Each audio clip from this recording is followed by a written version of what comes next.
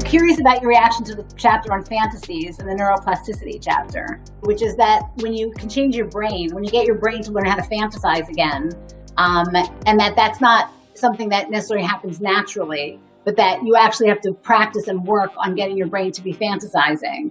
I haven't dug deep into it yet, but I feel like I have an issue with my fantasies. I'm halfway there, and then all of a sudden something will pop into my head, like my boss or somebody else from my life that's I don't want in my fantasy. So I need to work on being able to separate it out from the rest of my life.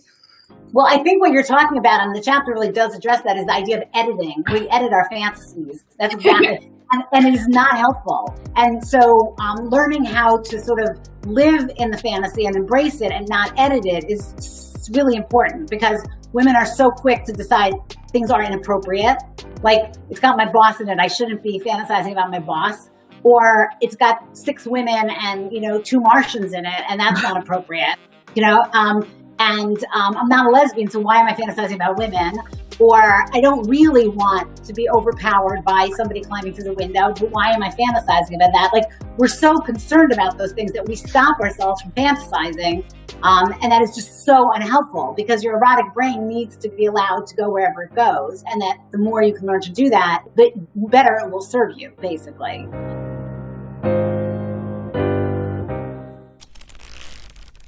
Hachette,